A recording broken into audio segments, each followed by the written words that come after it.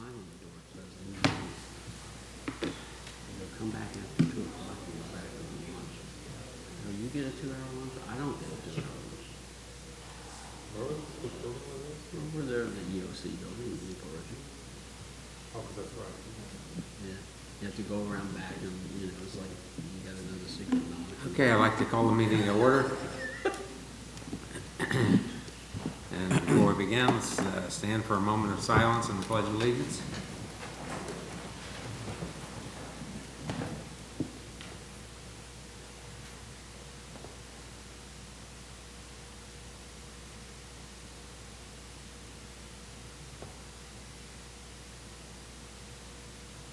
I pledge allegiance to the flag of the United States of America and to the republic for which it stands, one nation, under God, indivisible, with liberty and justice for all.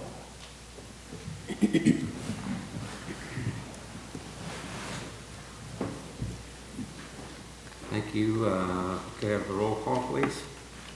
Jamie Girardi. Here. Michael Fox. Here. Peter Hansel. Here. Roberta Sykes. Here. Chris Williams. Chairman Charles Gray. Here. Okay, and we don't have any minutes to approve as far as I can see.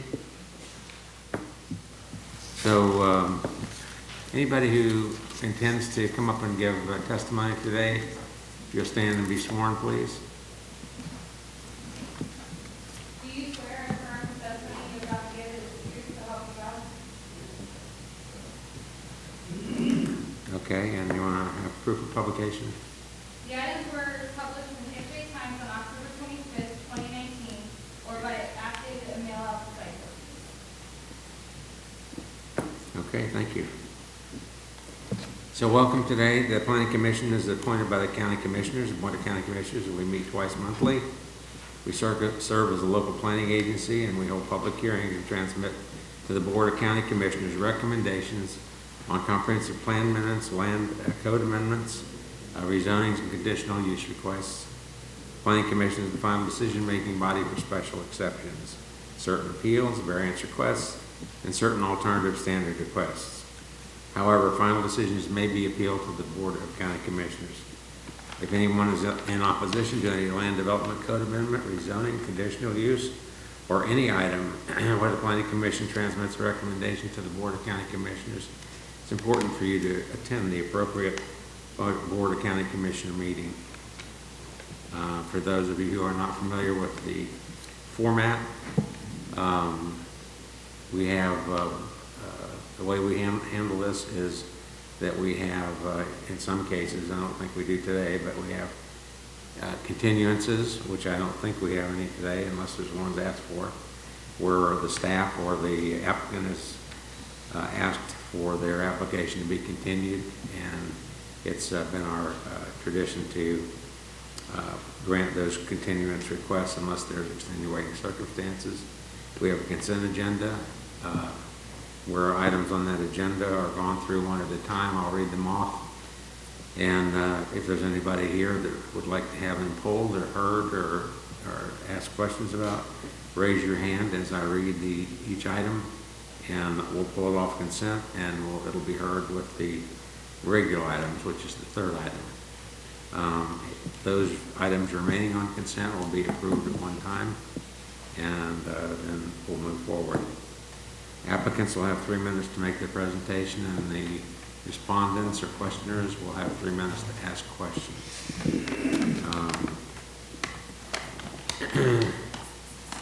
I don't think there's been any requests for extra time. Denise, has there? No request for additional time. Okay. So this is a good time to silence your phones. If you got a phone with you, turn it on silent so it won't ring in the middle of somebody's question. And before we start the regular meeting, is there anybody who's here to talk about a topic that's not on our agenda? Okay, I don't see anyone. Okay, so I think we can start. Good afternoon, Planning Commission members. Denise Hernandez, Planning and Development. We're going to go through the consent agenda. Item PC1 is PDD 20-7445. It's in the name of Fisherman's Cove LLC. It's for a change in zoning from RMH Mobile Home District with conditions to RMH Mobile Home District. This comes to you with a recommendation of approval. Okay, is the applicant present? Anyone here to object? I don't see any objections. Oh, you're here to He's object? raising his hand. Okay. You gotta get that hand up there, I don't see it so well. Okay, so we'll have to pull PC1. Item PC2 is PDD 20-7446 in the name of Cruz and Quinones Family Trust, Inc. It's for a change in zoning from R1MH Single Family Mobile Home District and C2 General Commercial District to a C2 General Commercial District. Comes to you with a recommendation of approval. All right, and the applicant present? Anyone here to object? See no objections? Item PC3 is PDD 20-7447 in the name of Theodore A. and Marcia K. Goody. It's for a change in zoning from AC Agricultural District to AR5 Agricultural Residential District. Comes to you with a recommendation of approval. The applicant present? Anyone here to object? Okay. Item PC4 is PDD 20-CU06 in the name of Trinity IL Senior Living LLC, the Watermark at Trinity. It's for the sale of alcoholic beverages, beer, wine, and liquor on premises consumption in conjunction with the operation of an independent living facility with outside seating and service of alcoholic beverages in a master plan unit development district. This comes to you with a recommendation of approval with conditions. Okay, is the applicant present? Anyone here to object? Okay. No objections? Item PC5 is PDD 20-CU07 in the name of Pasco Ranch, Inc., Parcel 1 Retail Building for the sale of alcoholic beverages, beer and wine only, on premises consumption in conjunction with the operation of a retail center with outside seating and service of alcoholic beverages on a patio in a master plan unit development district. Comes to you with a recommendation of approval with conditions. Is the applicant present? Anyone here to object? Okay, I don't see any objections. Item PC6 is PDD 20-CU08 in the name of Pasco Ranch, Inc., Cigars International for the sale of alcoholic beverages, beer, wine, and liquor on premises consumption in conjunction with a specialty retail store and lounge with outside seating and service of alcoholic beverages on a patio in a master plan unit development district. Comes to you with a recommendation of approval with conditions. Is that applicant present? Yes? You're the applicant? Okay. Anyone here to object? See no objections? Item PC7 is PDD 20-CU09 in the name of Osceola Land Company, LLC, Glory Days Grill, for the sale of alcoholic beverages, beer, wine, and liquor on premises consumption in conjunction with the operation of a restaurant with outside seating and service of alcoholic beverages on a patio in a master plan unit development district. Comes to you with a recommendation of approval with conditions. The applicant's present? Okay, anyone here to object? Okay, Item PC8 is PDD 20-0117. It's a school development plan, and this has been distributed to you and also to the clerk's office. Pepin Academy for project number 2019-00134, District School Board of Pasco County. It's a request for approval of a preliminary construction plan, stormwater management plan for 27,170 square feet addition to the existing school campus with related parking, access drive, landscape, and utility improvements on approximately 14.2 acres. And the recommendation from the Planning and Development Department on this one is for you to find it consistent with the comprehensive plan and for you to recommend approval to the Board of County Commissioners.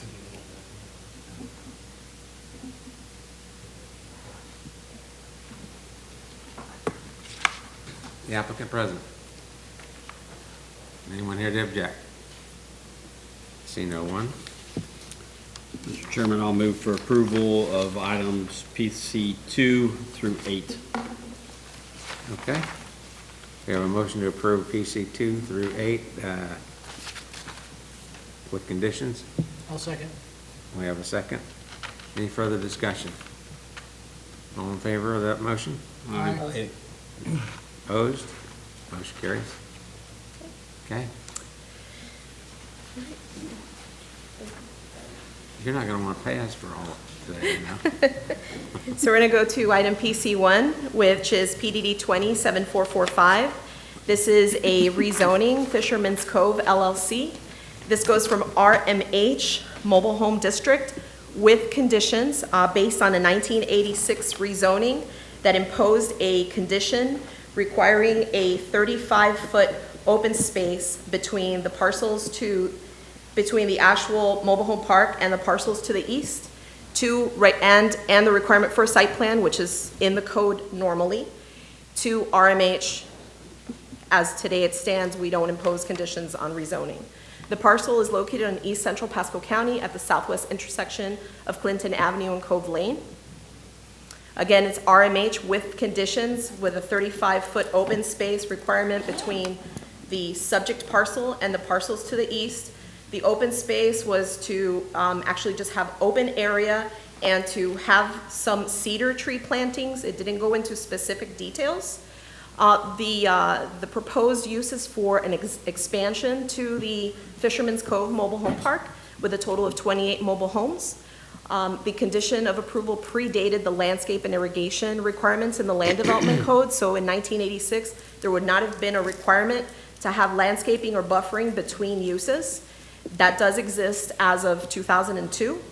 Under today's standards, they would be required to do a type B buffer, which is minimum 15 foot, the inclusion of plantings, the inclusion of a wall, a fence, there's different options there. Okay. And again, the surrounding zoning to the west is the Fisherman's Cove Mobile Home Park, which consists of approximately 100 mobile homes. To the east is AR Agricultural Residential. There are some commercial pursuits or commercial zone properties along Clinton Avenue and to the north. And the surrounding land uses are Res 6 and Res 1 to the south. And the Planning and Development Department's recommendation is approval. Here for any questions. Okay, do we have any questions for Denise? Okay, the applicant present? All right, would you like to come up and say anything, or you hope reserve your time?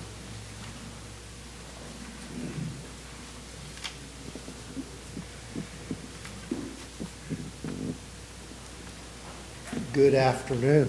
Okay, your name and address, My please. name is Julian Cotto with Excel Engineering Consultants. I'm the applicant's consulting engineer, and I live in Castleberry, Florida, 303 Avila Court, Winter Springs, Florida. Okay. And so we work with staff to come up with a site plan that meets all of the requirements. And like she said, it does provide a 15-foot buffer with trees. This is a 55 and over community, double wide. The density is significantly below the RS6 density. It comes out to like 28 divided by 6, whatever that is, 3, 4, a little bit more than 4 units to the acre instead of 6. And we're providing the required open space, landscaping, and 1 acre recreational area, stormwater management, which right now it doesn't have any. And, it's going to be a very nice mobile home park development, and it will be compatible with the future land use plan of the area. Okay. Do you have any questions? Do we have any questions? We may have once the respondents come up. We'll see. Okay. And you'll have a Anything chance else to you come wanna back add? up. Go ahead. This is the applicant. Okay. Hi, I'm Wayne Garber from Longwood, Florida, 255 Vista Oak Drive, Longwood. I just kind of wanted to echo what he said, and it's a 55 and over park. It's been there for many, many years. It's a very quiet community, has its own clubhouse, pool. A lot of our residents are snowbirds, very little impact on the community, no children. Again, they're mostly retirees. A lot of them are local retirees that have had farms or different things, gotten older and downsized, and wanted to stay in Dade City. I don't know if you've ever driven through, but it's an extremely well-kept community. And it's got a community spirit to it. We have a lot of little events for the community, dinners and things like that. Some of the people who can't drive, other people in the community help with, so it's just a great park, and we're just expanding. The land's always been there adjacent for years, was never done, and we just thought the time was right now to, it's adjacent and continuous with the park. And it's going to use the same entrance. There's not going to be an additional entrance or anything like that on Clinton. It already had the 2 roads stubbed out within the park for that area. Okay. That's it. Thank you. Thank you. Questions? Nothing? Okay. All right, I believe you got a question, sir. Come forward and give us your name and address.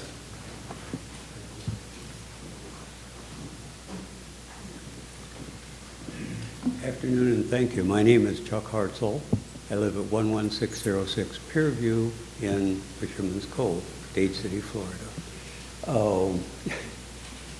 It's interesting because 12 years ago I stood right here one previous occasion.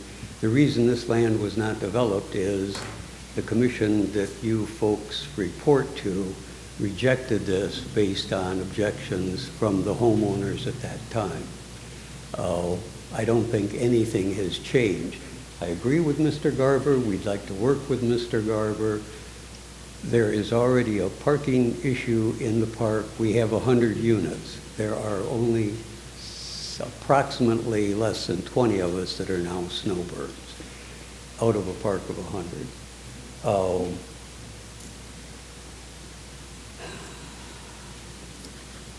As I say, the property,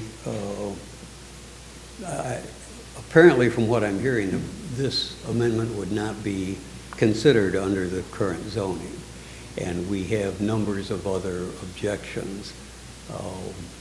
It is a very nice park. The owners try to keep it that way. So do the residents. We were not aware of this meeting. I was not personally aware of it until 2 days ago when the sign of the posting was moved close to the front of the park. Thank you very much. Okay. Other questions? I have a question. Yeah. Could you please expand on parking? Is it parking for automobiles? Is that the issue you're? Well, there are 100 residents. There are very few places. There's been questions over the last year at least about where people, when you had guests or otherwise, could park temporarily. Some of that has been resolved, some of it has not. We've got a whole bunch of new signs that say, if you park on the street, your car is going to be towed. I don't know exactly what the details are of that because I've got a 43-foot carport and I can get 3 cars in there. So it doesn't affect me personally, but I think if we had 28 more units, I'd like to know how that's going to be handled is one of the questions. I don't know if I've answered your question. No, you haven't. Is each unit allocated so many parking spaces? Typically, there are units, single wides and some double wides that only have a carport that will take 1 car. There are some that will take, as in our case, several.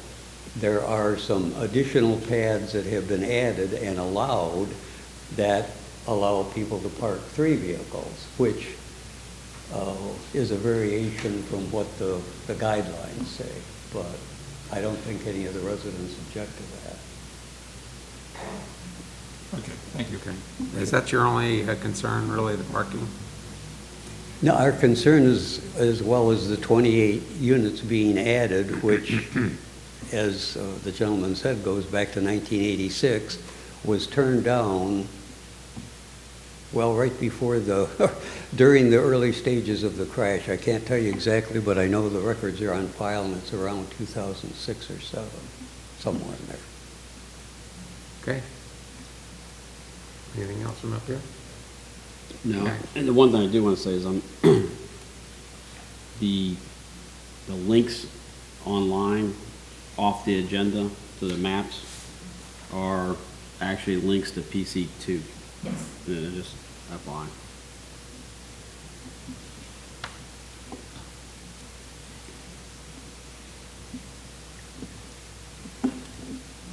Okay, that's all.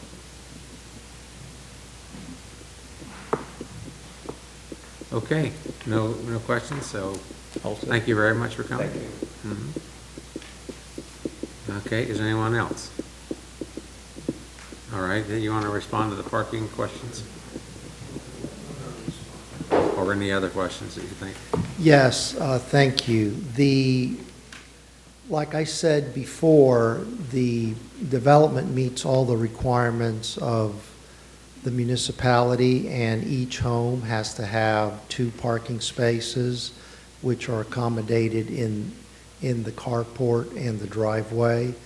And some would be able to maybe fit up to 3 cars, depending on the final outcome, but we're certainly required to do at least two cars for each home on their site. Do you have your own amenity package, or is it a joint thing?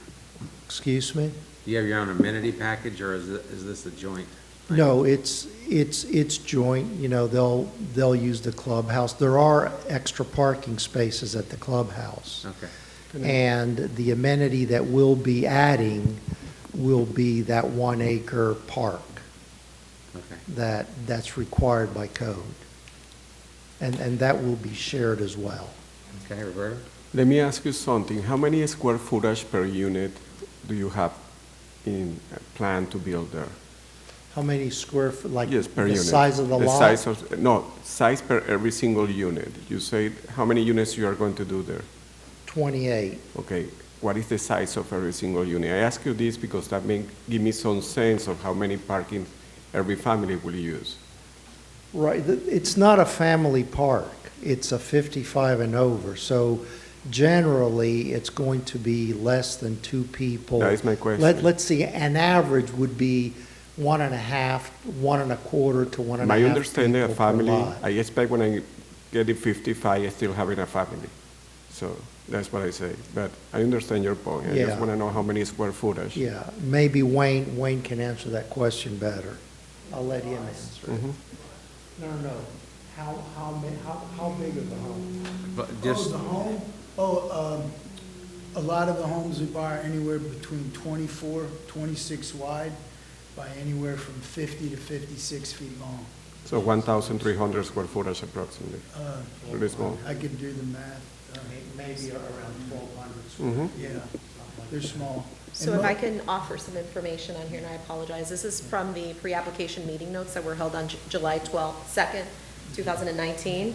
They were explained that our parking requirements under our code for 1, 2, and 3 bedrooms are to have 2 spaces per dwelling unit. Thank you. Yeah, and as far as I know, there might be some exceptions, but almost every single home in there now can park 2 cars. And there's very few homes we have more than 2 occupants. It's not just a 55, you know, I mean, there can be no children, you know, living. Appreciate it. We have had some parking, but it's not a daily thing. It's like maybe during the holidays because people have guests over, but it's no different where I live. I can only park, I live in a residential area, I only have 2 parking spaces. People have to park on the street, you know, up the road. I get neighbors who, you know, will let me park there, so we kind of do this no different than any other neighborhood. The problem was, you know, once some people, they didn't use common sense. We had 2 people parked on the street, parked exactly opposite each other. Instead of, you'd think it'd just be common sense. So now if a fire truck come, which we happen to have that time, fire truck, and they're like, you know, we can't get by. So we said, look, you know, you can't park on the streets overnight. What we did do, we just had a meeting with the HOA, try to resolve it, is we now open the parking spaces up for overnight parking at the clubhouse. It's, again, this is not a common thing. It's once in a while, someone has a family event or a holiday and invites them over, and we've also allowed people now to park in front of our storage area. And we have a storage, where we let people store trailers and boats. We're gonna let them park there in the winter time. So And as far as I know, when we went for this a while ago, we were not turned down. We were granted that we had asked for many more sites, and at that time, it didn't make sense. They cut us down to the 28, and then we just decided not to do this. And then we That- had the right-of-way. Yeah, and then we had a That's- right-of-way that's issue in what- Clinton, and we decided it was too withdrew much, it. but it was all allowed. It was never turned down. Yeah, and then they withdrew the application because of the right-of-way. Okay, Denise, did you? And if I can clarify that, they didn't come through this process, which is a rezoning process. The rezoning, as you can see, was approved in 1986. What I believe they're discussing about is, prior to the restated land development code, the Development Review Committee had to approve site plans. So I believe what they're discussing is that there was a site plan that may have been presented to the Development Review Committee between 12 and 14 years ago, based on the density in the area that they were proposing. It may have been denied at that point. I believe that that's what's being Just discussed the today. density. We just didn't want to do it in a small Okay. amount. Thank you. Anybody else? Okay. If not, entertain a motion. I will move for approval. Second. A motion and a second. Further discussion, all in favor? Aye. Opposed? Motion carries. All right. Okay, we're done. Move for adjournment. We have a second. All in favor? Aye. We're done, for sure. Thank you.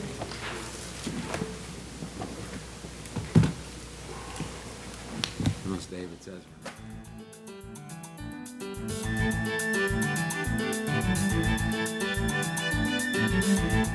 we're not.